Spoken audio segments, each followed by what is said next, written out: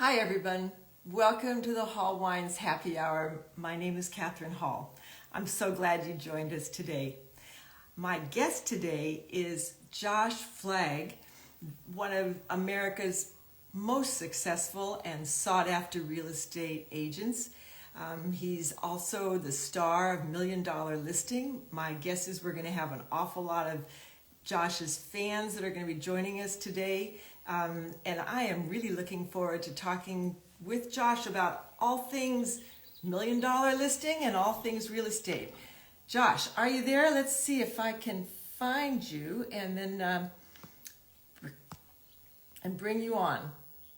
Josh? Okay, well, let me see. Let me know when you're there, and I'm going to keep looking for you here, Josh.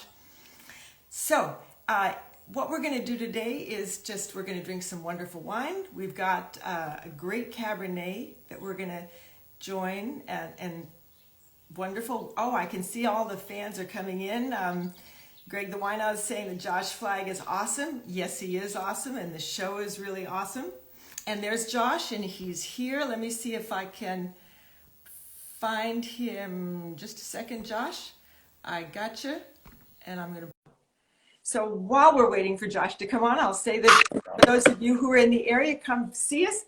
Our tasting rooms are open, and hello, Josh. Welcome. See me? I can see you, and Oh, welcome. How you thank you. doing? I'm good. I'm a glass of wine. Well, that's the point. We'll talk about this a little bit later, but cheers to you. Cheers to you. Welcome. Any good conversation has to be preceded by a glass of wine in my book.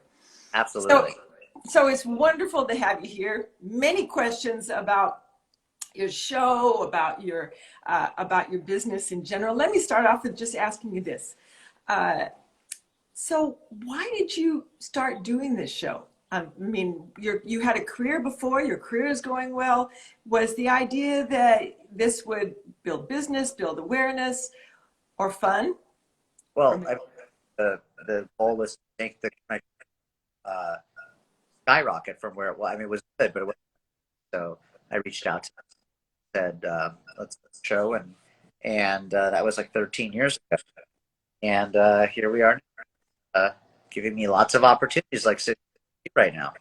Well, and I'm really glad that you're here right now. So to all of our guests who are watching us, Josh has agreed to take some questions. So get your questions up there. I'll try to pose them over the course of our conversation coming up. And so let's see. Someone is saying they can't hear you, Josh, but I'm sure they can. And we've got, you're there. I can hear me. And I can hear you just great. So you have seen over the years, and you're very young to have been in this business as long as you've been in it, but you've seen a lot of changes. What is maybe the biggest change that you've seen in the real estate market, the luxury real estate market? The prices. The prices, yeah. So what is the typical price of a home that you sell? Oh, well, I mean, they're around $10 million. I mean, they're homes, but I sell everything from a $2 to $3 million to a $40 or $50 million house. But generally, your average great house in Beverly Hills is going to be at least $7 or $8 million. And do you look at that in terms of a square foot? So what does a house go for by square foot? Well, it depends. I mean, sure, the per foot matters, but oftentimes it's the house is actually oftentimes doesn't even have a value. It's the land that has the value. Oftentimes the house is a tear down, and somebody's willing to pay $10 million. Yeah. It all just depends on the exact location. Or Napa, I'm sure. It really is. I mean, one of the things that we've seen here I'm in Napa now. I'm at my home. This is the vineyard right behind my house, the Sacrochet Vineyard, where we make several of our Cabernets. And we have seen over the years, the value of real estate just keeps going up and up and up. The value of vineyards keeps going up. And as long as the price of wine continues to rise, that works okay. But, Yeah. all kind of works together. You know, the economy is like going through so many changes, and yet the ultra fancy homes, um, there's a lot of unemployment, but the ultra fancy homes don't seem to be affected by some of the problems in the economy at all. The ultra fancy homes, I guess, but I think that because the interest rates are low, number one. So even with the market slowing doing, then interest rates got so low that people were like, well, even I was still going to buy houses because they're so cheap. Then there was also the pandemic, which made people really get out of their homes because they were so kept, inside and they needed space. Buying, they needed a project. So they said, oh, okay, well, in the middle of the pandemic, buying real estate is a fun idea. And so then that happened. And so now here we are in this market that's on fire, which again makes sense because we're in a pandemic, but I guess it's great for people like so market's on fire down here. I don't know how it is in Napa, but I would assume it's pretty. Because actually, Napa is probably really people want space at other small city homes.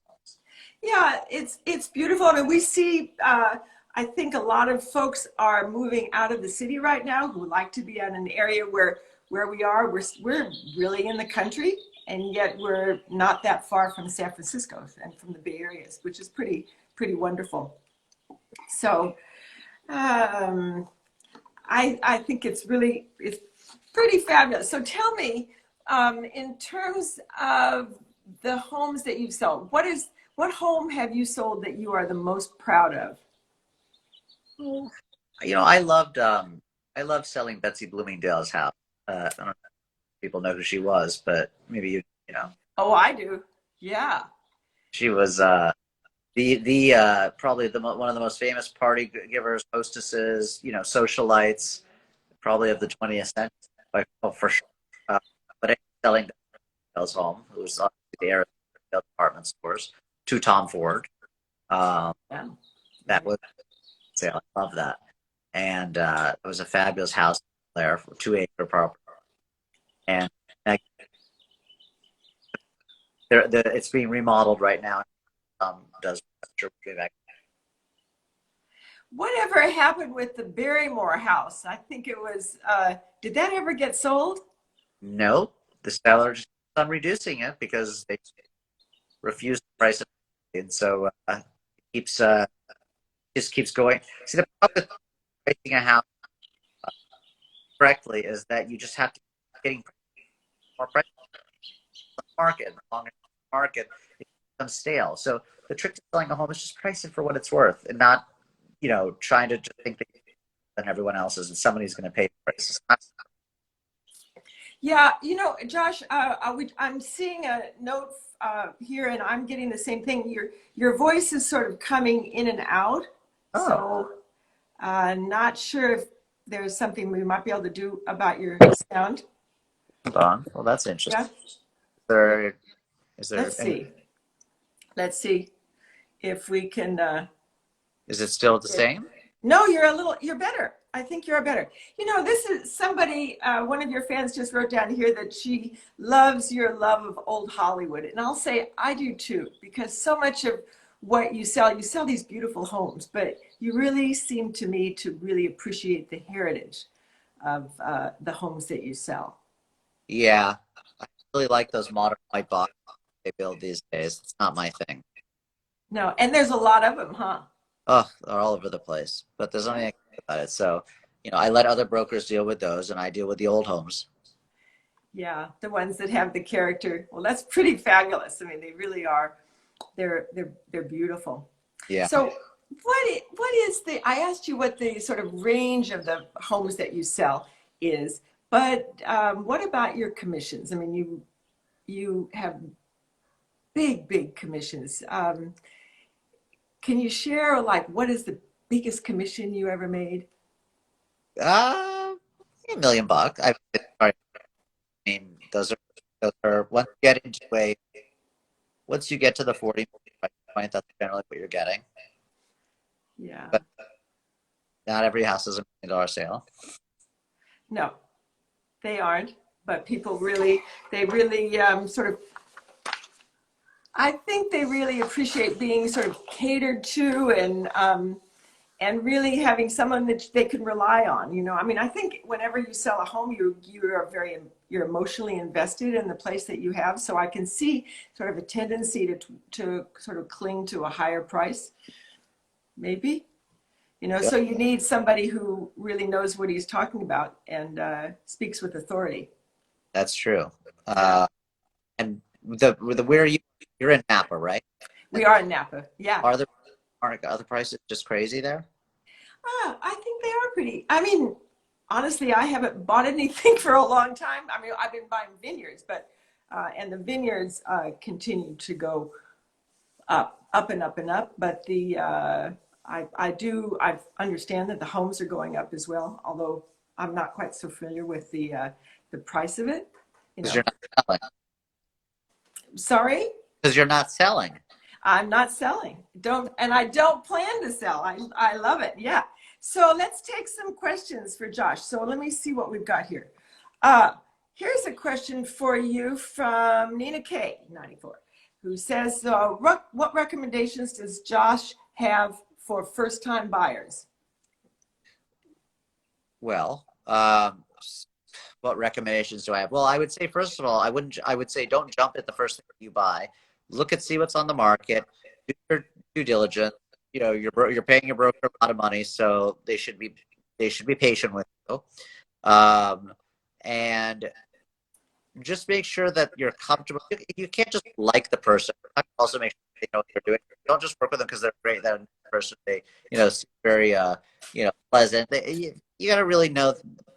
You got to make sure the person really knows what they're doing and is like a good negotiator, is smart, knows the market. Without those things, you're just, you might as well just find a gin party.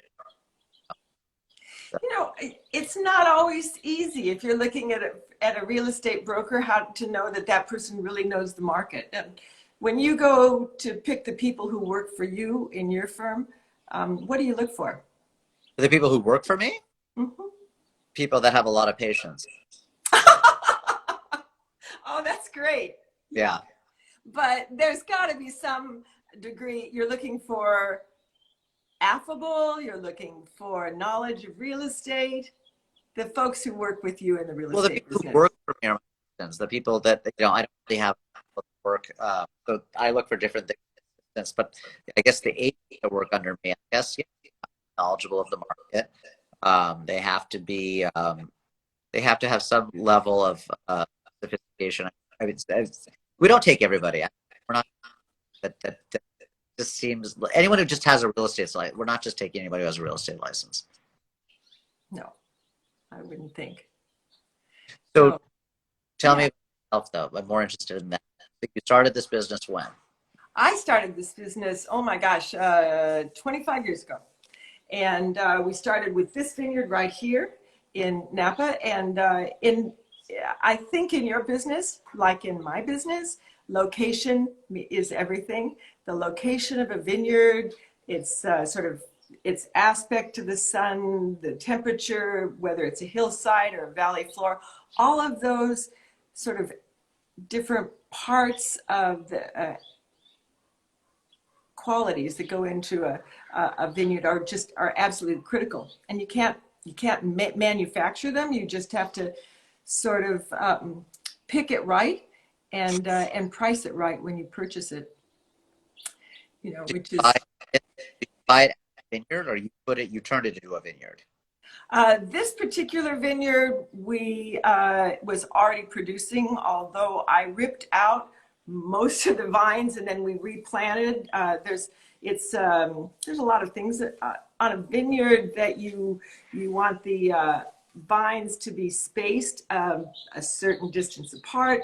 We've found over the years that if you tighten up the spacing in between the vines, it produces wines that are really better quality.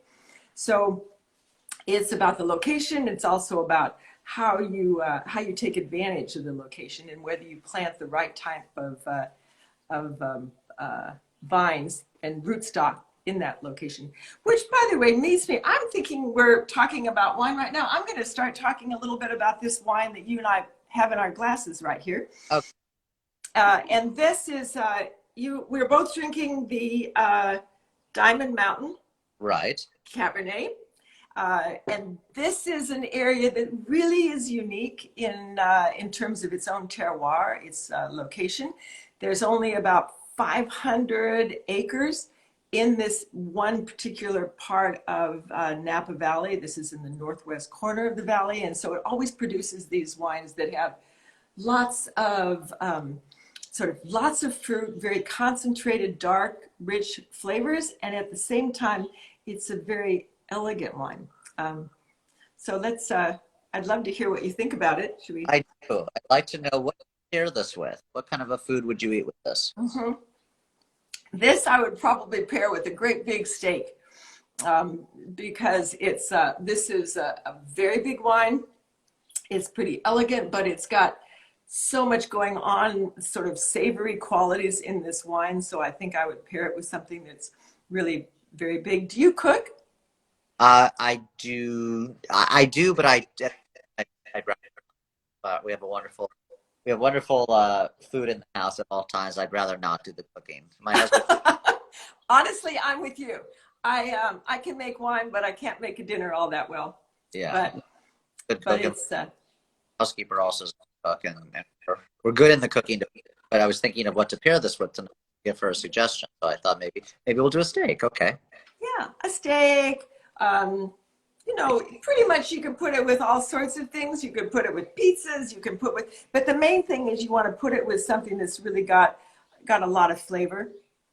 And so the general principle is if you have a great big wine, you want to pair it with something that's got a lot of flavors in it. So the idea is that they both make each other better, the wine and the food. Okay, let me put another question to you from one of our folks who are asking.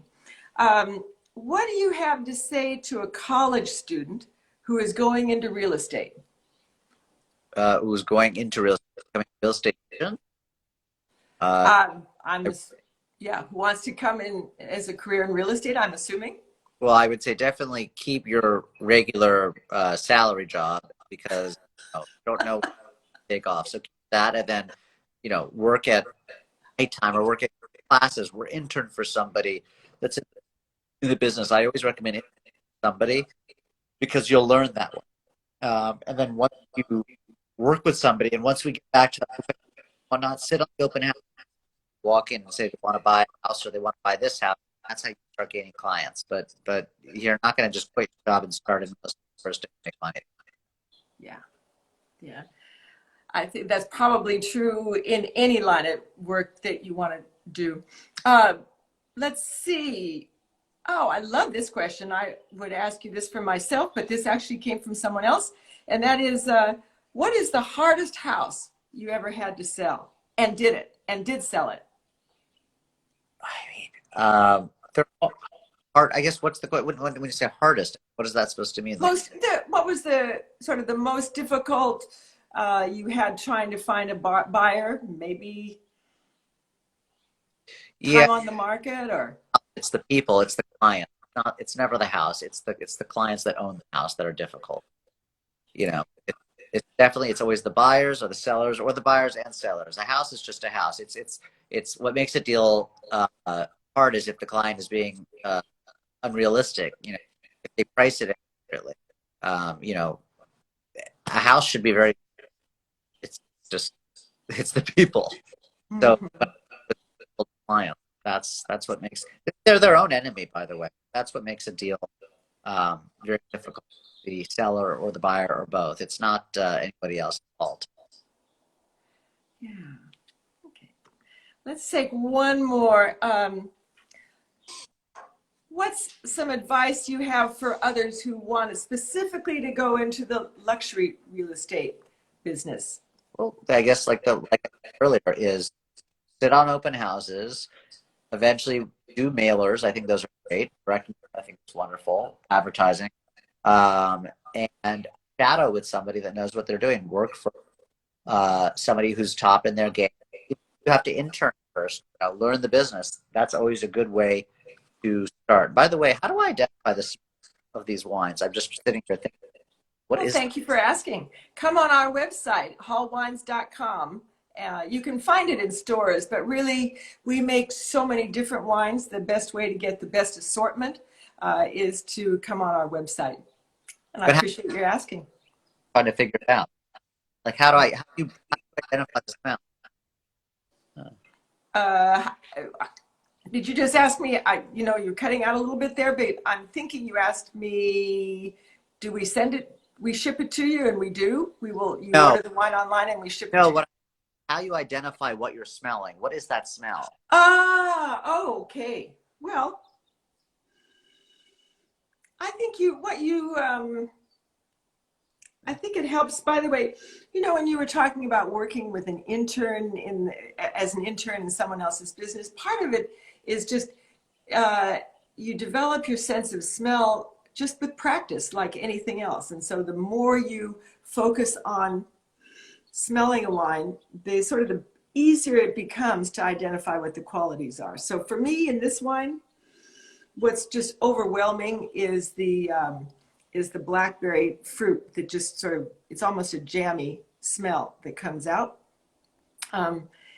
Just I think sort of being around other people who enjoy wine, and by the way, people who enjoy wine tend to be really fun people too. So I like that as well. That's true. Yeah, yeah.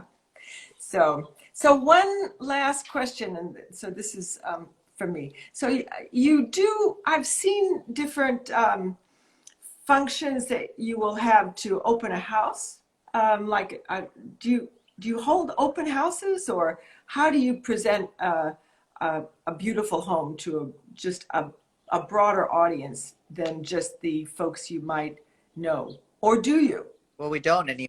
We're not allowed to. We used to be able to have open houses and parties and whatnot, but due to COVID, we can barely get house showings anymore. And if we do, they have to sign forms, and it's a nightmare. But the good thing is that we have weeded out the buyers that are not real buyers. We used to get a lot of looky-loos and people like that.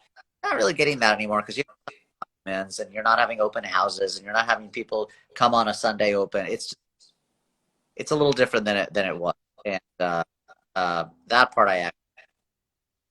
I have to think that the beautiful homes that you sell are just the kind of homes that somebody would want to come visit. So I could see that would really be an issue for you to deal with. Yeah. But yeah, It can be challenging. it can be challenging, but what a wonderful business to be in. And when you can put a buyer together with a seller and they're both happy, that's got to be a really good feeling, isn't it? Oh yeah, absolutely. It's hard to get them together at the meeting of the minds, but when it happens, it's good. Yeah, and it's nice when they listen. So, Josh, you just have been so gracious with your time, and I really appreciate your coming on. I need to let you go, but let me ask you to any last comments for the folks who've been watching you. No, if you have any questions, with direct mail and send me an email, a text message, whatever you want. I'm always very easy to get a hold of. And I'm really enjoying this wine. Very kind to send us all of this, and we will be drinking the next couple of months. Everyone loves it here, and that's all I got. Sounds wonderful. Well, I appreciate so much you joining. To all of you who have joined us today, thank you for being a part of our show. Follow us. We have these wonderful shows. We're back every week. And if you follow us, you'll get a notice of who's coming on when, more wonderful guests like Josh. And in the meantime, until we meet again, stay safe, and sip up. Thank you. Thank you. Bye-bye, Josh. Bye.